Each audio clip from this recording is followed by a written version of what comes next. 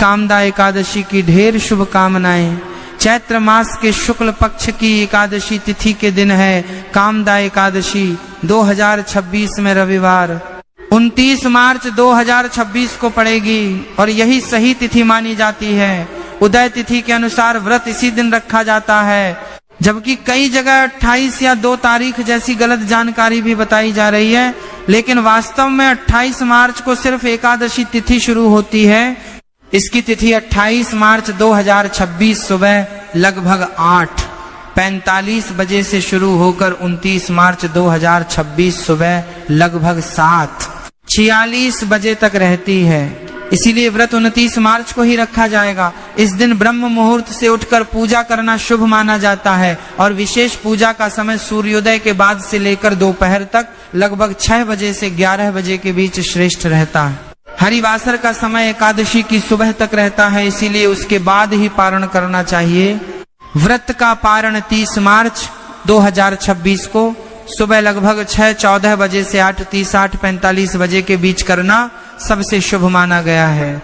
यह एकादशी चैत्र शुक्ल पक्ष में आती है और भगवान विष्णु की पूजा, व्रत, दान और भक्ति करने से मनोकामनाएं पूर्ण होने का विशेष फल मिलता है। इसलिए 2026 में कामदा एकादशी की सही और पक्की तारीख 29 मार्च रविवार ही है। कैसे आपको व्रत करना चाहिए, क्या पूजा विधि रहेगी, क्या नियम रहेंगे, इस एकादशी के भगवान को क्या भोग लगाना चाहिए, क्या मंत्र होने चाहिए, साथ ही किने में चाय और उन्होंने चाय जो भगवान का भी कराया दानी का भी 30 मार्च रविवार का भी दानी का भी दानी का बातों का विशेष रूप से ध्यान कर रखना चाहिए। ये अन्य एकादशियों से कैसे भिन्न है, संपूर्ण जानकारी हम आपको इस छोटी सी वीडियो के माध्यम से बताने वाले हैं, तो वीडियो के अंत तक बने रहना। बहुत ही लाभदायक वीडियो रहने वाला है दोस्तों, बहुत ही लाभ मिलेगा। एकादशी व्रत पारण कब करना है, नियम क्या है, पूजा विधि क्या रहेगी। आपसे निवेदन है कि वीडियो आपको थोड़ा सा भी उपयोगी लगी, अच्छा लगे तो एक बार लाइक अवश्य कर दीजिएगा, क्योंकि आपका एक लाइक हमारे लिए बहुत महत्वपूर्ण होता है। और अपने व्रत की सफलता के लिए कमेंट बॉक्स में अवश्य लिखिए जय श्री हरि या ओम नमः भगवते वासुदेवाय नमः। भक्तों, जैसा कि आप सभी जानते हैं, जो हमारे पुराने दर्शक हैं, कि हमारा यह जो चैनल है, इस पर हम शास्त्रों के अनुसार एकादशी की महिमा का वर्णन करते हैं। जो भी जानकारी होती है वह 101% सत्य होती है, क्योंकि प्रत्येक जो एकादशी होती है ना, उसमें कुछ ना कुछ भिन्नता होती है। ऐसा नहीं है कि सारी एकादशियों के व्रत एक ही प्रकार से किए जाते हैं, ऐसा नहीं है जी। अगर आप ऐसा करते हैं तो निश्चित रूप से आप गलत करते हैं। प्रत्येक एकादशी की पूजा अलग होती है, कारण विधि अलग होती है। प्रत्येक एकादशी पर कुछ ना कुछ कार्य अलग करने होते हैं, तो उसमें कुछ ना कुछ भिन्नता होती है, उसके नियम कुछ ना कुछ अलग होते हैं। इसका हमें ध्यान रखना चाहिए। और यही गलती है जो अक्सर लोग जाने अनजाने में कर देते हैं और उनका व्रत संपूर्ण नहीं होता, टूट जाता है। अधिकतर लोग क्या करते हैं कि व्रत करने के लिए सुबह उठते हैं, दिन में कुछ खाते नहीं हैं, शायद कल को जो भी को उचित लगता है व्रत के अनुसार वह आहार लेते हैं, अगले दिन व्रत का पारण करते हैं, उनको लगता है व्रत हो गया पूरा। देखिए सर, एकादशी का जो व्रत है ना, वो केवल भूखा रहना मात्रा नहीं है। एकादशी का एक अनुष्ठान होता है और स्त्री दिवसीय इसका नियम होते हैं। 3 दिन का अनुष्ठान होता है। एकादशी का केवल भूखे रहने से एकादशी का पुण्य फल प्राप्त नहीं होता है। हमारे पास बहुत से ऐसे सज्जन आते हैं, बहुत से माताएं रहने हैं, वो कहते हैं कि गुरुजी, हम बहुत लंबे समय से एकादशी कर रहे हैं, पर इतने समय से एकादशी करते रहने के बाद भी कोई पुण्य फल प्राप्त नहीं हो रहा है, हमारी इच्छा पूरी नहीं हो रही है। हम जिस उद्देश्य की पूर्ति के लिए संकल्प करके व्रत करते हैं वह पूरा नहीं होता है। साफ पूरा होगा कैसे? आप तो केवल भूखे रह रहे हैं, नियमों का पालन कहाँ करके वाल हैं रहे हैं। एकादशी कोई साध व्रत नहीं है पृथ्वी पर। एकादशी का जो व्रत है वह श्रेष्ठ अमृत में से एक है। अगर उसको नियम के अनुसार किया जाए तो वह निश्चित रूप से फल देता है। ऐसा हो ही नहीं सकता कि आप एकादशी का नियम पूर्वक विधि पूर्वक व्रत करें और उसका पुण्य फल आपको प्राप्त ना। आवश्यकता होती है कि व्रत को आप सही प्रकार से नियमों को समझते हुए करें। कि हम अपने इस चैनल पर प्रत्येक एकादशी की बारीकी से आपको वीडियो के माध्यम से समझते हैं कि एकादशी पर कैसे आपको पूजा करनी चाहिए, क्या नियम होंगे, कैसे भोग लगाना चाहिए, पूजा विधि में क्या अतिरिक्त आपको ऐड करना है। भगवान की पूजा की अतिरिक्त साथ ही एकादशी का जब व्रत करते हैं आप, तो उसमें पारण की महिमा बहुत अधिक है और पालन को भी सही प्रकार से किया जाना अत्यंत ही आवश्यक होता है। बस इसी प्रकार से ना किया जाए। करते हैं आने वाली एकादशी की कामना, एकादशी की व्रत कब किया जाएगा, पारण कब करना है, इसकी जानकारी आपको प्रदान करें। उससे पहले समझना, उसके शुक्ल पक्ष की एकादशी, जिसको कामना एकादशी के नाम से जाना जाता है, एकादशी का जो पूजन है कि होनी चाहिए। एकादशी जो है का फल इस प्रकार से बताया गया है। एक वृतांत आता है कि ललिता और ललित नामक दो स्त्री और पुरुष थे रतनपूर्णता की नगर में। वहां पर राजा पंडरी का राज्य था। दोनों ही राजा के दरबार में त्यगाल का कार्य करते थे। अब ललित जो है वह ललिता के मोह में फंस गया और इस प्रकार से उसका अपने कार्य से ध्यान भंग हो गया। इस राजा ने अपना अपमान समझकर उसे श्राप दे दिया कि वह अक्षत योनि में चला जाए और वह राक्षस बन गया। राक्षस बन जाने के कारण अब वह घर पीड़ा सहने लगा और भारी संकटों से गिर गया। उसको इस प्रकार से परेशान देखकर, हताश देखकर जो ललित थी, जो उसकी पत्नी थी, उसे बड़ा ही दुख हुआ और वो विचार करने लगी कि इसको किस प्रकार से रक्षा की योनि से मुक्ति दिलाए, कैसे ये राक्षस से पुनः मनुष्य रूप ग्रहण करें। अब क्योंकि ललित जो है वह राक्षस बन गया था, तो यहाँ से वहां भ्रमण करता रहता था और वह भी उसके पीछे पीछे भटकती रहती थी। एक बार ललित के पीछे पीछे घूमती घूमती वह विंध्याचल पर्वत पर चली गई और वहां पर उसकी भेंट आरशी हुई, क्योंकि वहां आरशी सांगी का आश्रम था। आरशी सांगी ने वहां जब ललित को दिखा तो उसे प्रार्थना की कि प्रभु, इस प्रकार से मेरे पति को श्राप लगा और वह राक्षस बन के कष्ट भोग रहा है।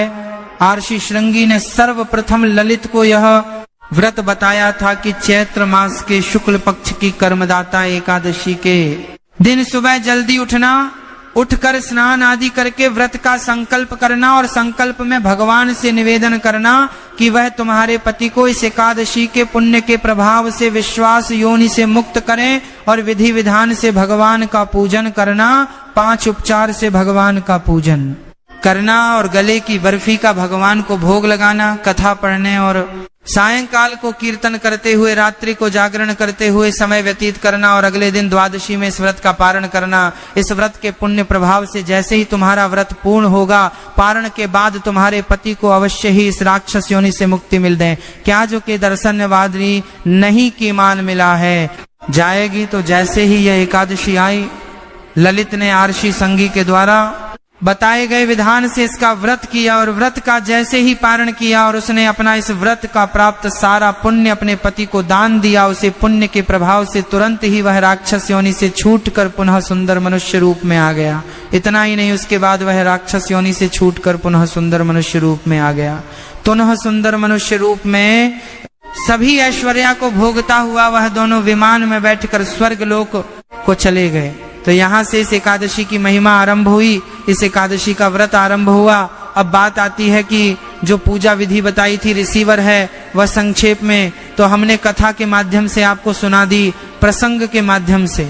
अब उसको करना कैसे है, तो देखिए इस एकादशी के जो नियम है ना, कि वह दशमी तिथि से आरंभ हो जाएंगे। दशमी तिथि को आपको कुछ मूलभूत चीज है जिनका त्याग कर देना चाहिए।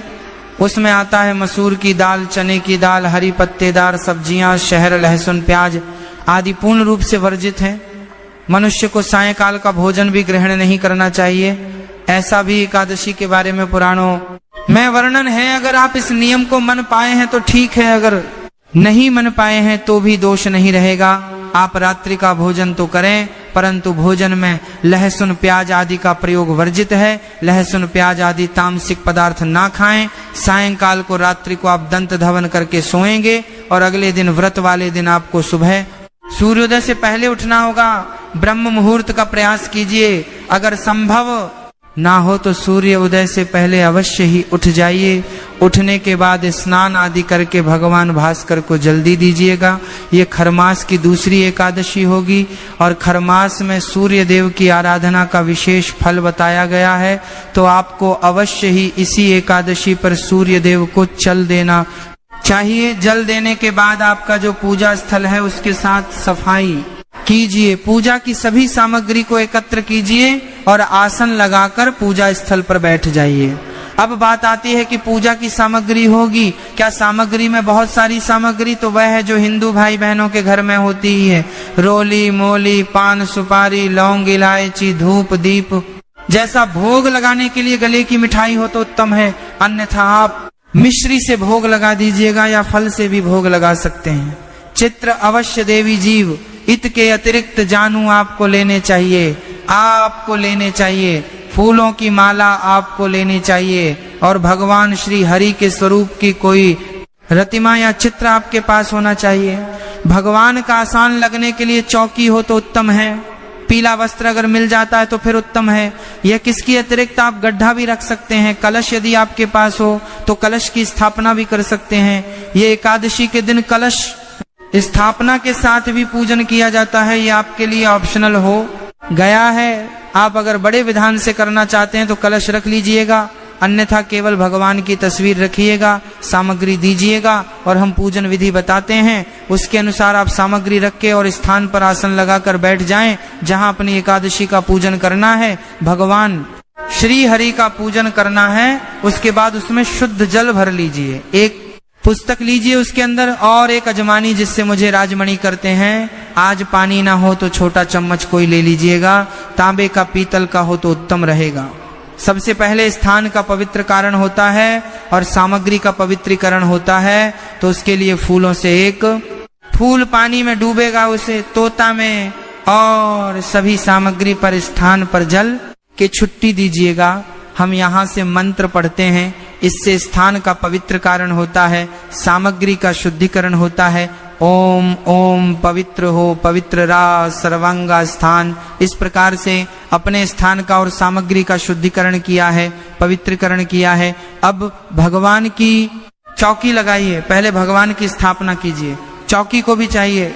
चौकी पर पीला वेस्ट बिछी है, उसके ऊपर भगवान को आसान के रूप में पुष्प रखिए, उसे पंडित कीजिए कि प्रभु की हम आपको आसान दे रहे हैं, इसे आप ग्रहण करें। और यहाँ पर आप विराजमान हो, भगवान की तस्वीर को स्थापित कर दीजिए। किसी प्रकार तस्वीर के हाथ की तरफ, जहां भगवान की प्रतिमा है, तस्वीर है, उसके सीधे हाथ की तरफ घी का दिया जलाएंगे। घी के दिए के लिए भी आसान दीजिए। आसन के रूप में पुष्प रखेगा और उसके ऊपर दिया रखेगा और धूप भी रखिएगा। ये अपने आवश्यक रूप से स्थापित करना है। इसके अध्यक्ष यदि आप कलश स्थापित करना चाहते हैं तो कलश भी स्थापित कर सकती है, ना हो तो क्या करें तो कोई बात नहीं, आप पृथ्वी पर रखकर भी पूजन कर सकते हैं। पूजा करने में कोई दोष नहीं है। यदि कोई आपको कहता है कि बिना चौकी के भगवान को नीचे स्थापित नहीं कर सकते, बेटा नहीं सकते, तो वह सरासर अनुचित है, क्योंकि हम भगवान को आसान तो पुष्प के रूप में दे ही रहे हैं। चाहे आप चौकी पर बिठा, चाहे पृथ्वी पर, जब पृथ्वी पर रखकर, जमीन पर रखकर पूजन करें, लेकिन हमारा जो पूजा विधि बताने का उद्देश्य है ना, वह ये होता है कि चाहे कोई गरीब हो, चाहे कोई अमीर, चाहे कोई साधन संपन्न हो, चाहे कि किसी के पास साधनों की कमी हो, सभी लोग भगवान की कृपा कैसे प्राप्त कर सकें, इस प्रकार से हम आपको पूजा विधि बताते हैं। यदि किसी का कच्चा घर भी है ना साहब, तो प्लीज लीजिए, बस आपका लिख लीजिए और वहां पर भगवान को आसान के रूप में फूल रख दीजिए। भगवान से निधन की ही प्रभु ये आपका आसान है, आप इस पर विराजमान हो, तस्वीर या प्रतिमा जो भी आपके पास स्थापित कर दीजिए। कोई मतलब नहीं है कि अगर चौकी नहीं है तो आपको कोई दोस्त लगेगा, उतना ही फल है जितना चौकी पर रखकर आप पूजन करेंगे तब मिलेगा। अपना करने के बाद आप सबसे पहले आप अपना हाथ धोएंगे, इसके बाद जलाशमणि करेंगे, तो अपने सीधे हाथ पैर जल लीजिएगा। ओम एस्ट्रो प्रक्ष समम, फिर एक मंत्र पर 1 चम्मच जल आपको पीना है। 1 चम्मच से जरा अपने सीधे हाथ मिलेंगे और जल पी जाएंगे। जब बोलेंगे तब ओम माधवा आय नमः, जल्दी जल्दी जल्दी कीजिए। ओम ओम आर्षिकीशाह नमो नमः।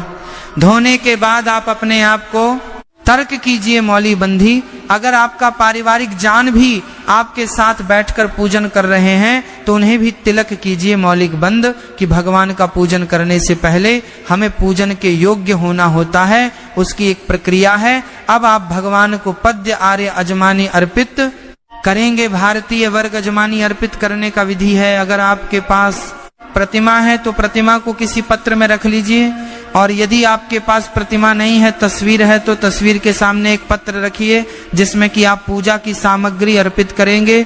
भगवान को जो भी चढ़ाना है ना, हम बोलेंगे पूजा में आपको जो चढ़ाएंगे उसके लिए एक पत्र रख लीजिए, कटोरी चाय रख लीजिए, उसमें आप भाषा व्यक्तित्व कीजिएगा। वो अजमानी करने के लिए एक एक चम्मच पर छोड़ेंगे। जब हम बोलते हैं तब ओम भूर्भुवा स्वाहा, ओम श्री नारायण आए नमो नमः छोड़ दीजिए। ओम भूर्भुवा स्वाहा, ओम श्री शाह नारायण नमो नमः छोड़ दीजिए। ओम भूर्भुवा स्वाहा, ओम श्री नारायण। नारायण करें, एक चम्मच जल लीजिए और स्नान के रूप में स्थापित कर दीजिए। जो तस्वीर पर पूजन कर रहे हैं वह ऐसे जल छोड़िए, और जो प्रतिमा पर पूजन कर रहे हैं वह प्रतिमा को डाल सकते हैं जल से। ओम भूर्भुवा स्वाहा, ओम पंचम राम ही, पंचामृत करेंगे। पंचामृत से भगवान को स्नान करेंगे। अच्छा, दूध, दही, घी, शहद और शक्कर, इसमें शहद क्योंकि एकादशी पर वर्जित होता है, इसीलिए इसके स्थान पर आप गंगा जल मिल लीजिएगा। ये 5 चीजें हैं जो पंचामृत आपको इस एकादशी पर बनाना है। पंचामृत संस्थान करने के लिए जो तस्वीर पर पूजन कर रहे हैं वह फूल पर पंचांग लगाइए और वह फूल अर्पित कीजिएगा। स्नान करने के बाद भगवान को वस्त्र आप कढ़ाई, संगीत भूर्भुवा स्वाहा श्री नारायणाय नमो नमः वसम समर प्यारी कीजिए वस्त्रम। उपवास राम यज्ञ करेंगे भगवान को। जानू आपको हमने बोला था लेने के लिए, जानू आपने ली होगी तो जानू लीजिए, उसे पैरोल लगा लीजिए और वह जानू भगवान पर भी कीजिए। ओम भूर्भुवा स्वाहा श्री नारायणाय नमो नमः के लिए पुष्प पर या हुई परितरा लगाइए और वह भगवान को अर्पित कर दीजिए। ओम भूर्भुवा स्वाहा श्री नारायण नमः। ओम मित्रम समर प्रेमी अर्पित करने के बाद भगवान को तिलक करेंगे। तिलक करने के लिए डोली कुमकुम का तिलक करेंगे। भगवान को प्रेम से तिलक कीजिएगा। ओम भूर्भुवा स्वाहा श्री नारायण आए नमो नमः लगाइए। भगवान को तिलक लगाने के बाद कुछ पारित करेंगे। माना है फूलों की, तो फूलों की माला भगवान पारित कीजिएगा। ओम भूर्भुवा स्वाहा, ओम श्री नारायण नमो नमः। पुष्पम समर प्यारी परम गुरु माला अर्पण कीजिए। माला पहनने के बाद धूप अंदर से हमें दीपम दशम ओम भूर्भुवा स्वाहा ओम श्री नारायण नमो नमः दिखाइए और दीप दिखाइए। भगवान को दीप दिखाने के बाद अर्पित करेंगे नमो नमः के रूप में। आपके पास यदि नारियल की बर्फी है, नारियल की मिठाई है, तो वो भगवान पर कीजिए, बहुत उत्तम रहेगा भगवान को। ओम भूर्भुवा स्वाहा श्री नारायण। नारायण को तांबूल अर्पित करेंगे।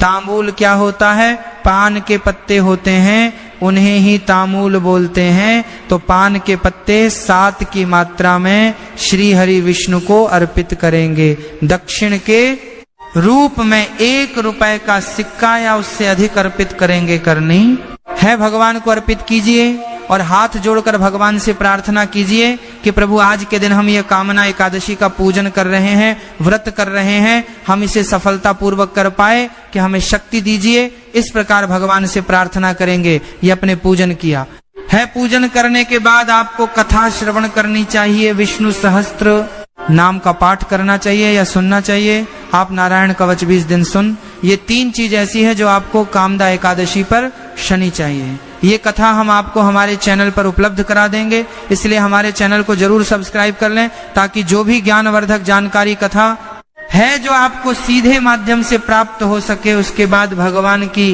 आरती करेंगे, जो भी भोग हमने भगवान के लिए बनाया है वह अर्पित करेंगे और जमीन पर सोकर रात को अर्पित करेंगे, या फिर भजन कीर्तन करके आप रात का समय व्यतीत कर सकते हैं। कामदा एकादशी कथा अनुसार मनुष्य अपने सुखों का चिंतन करें, ये बुरा नहीं है, किंतु समय असमय ऐसा चिंतन मनुष्य को उसके कर्तव्य से विमुख कर देता है, जिससे उसे घर कष्ट भोगने पड़ सकते हैं। आपने सुना होगा, एक कथा अनुसार गंधर्व ललित ने भी रक्षा होकर गृहिणी कार्य किया और कष्ट हो गए, किंतु भगवान विष्णु की कथा का कहीं अंत नहीं है।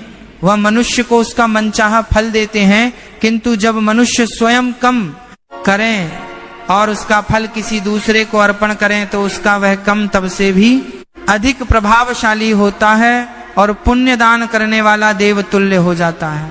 इसलिए प्रत्येक एकादशी का हिंदू धर्म में बहुत ही ज्यादा शुभ महत्व बताया गया है। साल की 24 एकादशी में से ये एकादशी बहुत ही शक्तिशाली एकादशी है, इसलिए जो भी उपाय आपको बताया है उसको हमारे द्वारा बताए हुए नियम द्वारा जरूर ही करें, बहुत ही लाभ देगा आपको। अपने व्रत को सफल करने के लिए देवताओं को लगाएं, इनके बिना अधूरी है। माँ लक्ष्मी की पूजा, शास्त्रों में बताया गया है कि केवल माता लक्ष्मी की पूजा ना करें, बल्कि साथ में भगवान विष्णु की भी पूजा करें, इसीलिए इनको लक्ष्मी नारायण कहा जाता है। अकेले माता लक्ष्मी की पूजा करने से उनकी कृपा प्राप्त नहीं होती, इसीलिए मां लक्ष्मी की कृपा प्राप्त करने के लिए माता लक्ष्मी के साथ भगवान विष्णु की भी पूजा करें। इस समय सोने पर नाराज होती है मां लक्ष्मी। शास्त्रों व पुराणों में सोने के लिए समय निर्धारित किया गया है। सूर्योदय से पहले जागना और रात्रि के समय सोना सर्वश्रेष्ठ माना गया है। कुछ लोग आलस्य के कारण सूर्योदय और सूर्यास्त के समय सोते रहते हैं, जो कि अनुचित है। ऐसा करने से माता लक्ष्मी नाराज हो जाती हैं और घर छोड़कर चली जाती हैं। गोधूली बेला का समय पूजा पाठ के लिए उत्तम माना गया है। इस वक्त सोना या लेटना अशुभ माना जाता है। इनका अनादर होने पर चली जाती हैं माँ लक्ष्मी। गृह लक्ष्मी यानी घर की महिलाओं या बाहर कहीं भी महिलाओं का अनादर नहीं करना चाहिए, क्योंकि इनमें माँ लक्ष्मी का वास माना जाता है। जिनका अनादर के कहा न जलता है, जिनका आल कराने करना चाहिए। घरों में लोग महिलाओं का अपमान करते हैं या फिर उनके साथ मारपीट करते हैं, उनके घर में कभी माँ लक्ष्मी का वास नहीं होता। इसके साथ ही घर के बड़े बुजुर्गों और गरीबों का अपमान करने पर भी माँ लक्ष्मी नाराज हो जाती हैं। अपशब्द बोलना, कई लोगों को छोटी छोटी बातों पर भी गुस्सा आ जाता है। ऐसे लोग गुस्से में कई बार अपशब्दों का प्रयोग भी कर देते हैं। हिंदू धर्म की मान्यताओं के अनुसार अपशब्दों का प्रयोग करने से माँ लक्ष्मी बेहद नाराज होती हैं। इससे घर में आर्थिक अभाव हो सकता है। गंदे कपड़े पहनना, माँ लक्ष्मी को साफ सफाई बहुत पसंद है। गंदे जगहों पर माँ लक्ष्मी का वास नहीं होता वास्तुशास्त्र के मुताबिक। जो व्यक्ति गंदे कपड़े पहनता है उस पर माता लक्ष्मी की कृपा नहीं होती। ऐसे लोगों से नाराज होकर माँ लक्ष्मी चली जाती हैं। इसलिए आप हमेशा साफ सुथरे कपड़े ही पहने। दीपक जलाना, हिंदू धर्म में दीपक जलाना बेहद शुभ कार्य माना जाता है। हर व्यक्ति को अपने घर या मंदिर में सुबह शाम दीपक जरूर जलाना चाहिए। पौराणिक मान्यताओं के अनुसार जो लोग घर में दीपक जलाते हैं, माता लक्ष्मी उन पर जल्दी खुश होती हैं और ऐसे लोगों पर हमेशा अपनी कृपा बनाए रखती हैं। ज्यादा सोना, अधिक सोना स्वास्थ्य के लिए हानिकारक होता है, इससे सेहत खराब हो सकती है। लेकिन क्या आप जानते हैं कि हिंदू धर्म की मान्यताओं के अनुसार जो व्यक्ति प्रतिदिन सुबह देर से उठता है और रात में बहुत लेट सोता है तो उससे मां लक्ष्मी कभी प्रसन्न नहीं होती। इसलिए हमेशा सुबह उठे, अगर संभव हो तो ब्रह्म मुहूर्त में उठे, इससे माँ लक्ष्मी बहुत खुश होती है। भोजन बीच में छोड़ने की आदत, शास्त्रों में भोजन करते समय बीच में छोड़कर उठने को अशुभ बताया गया है। कहा जाता है कि भोजन पूरी तरह से करके ही उठना चाहिए, वरना आपकी इस आदत से भी माँ लक्ष्मी नाराज हो सकती हैं। इसलिए कभी भी भोजन करते समय बीच में ना उठे, इससे घर में बरकत भी रुक जाती है। इस रंग के फूल ना चढ़ाएं। कहा जाता है कि माँ लक्ष्मी को लाल और कमल के फूल बहुत प्रिय हैं, इसलिए उन्हें यही फूल चढ़ाएं। वहीं माँ लक्ष्मी को सफेद फूल चढ़ाने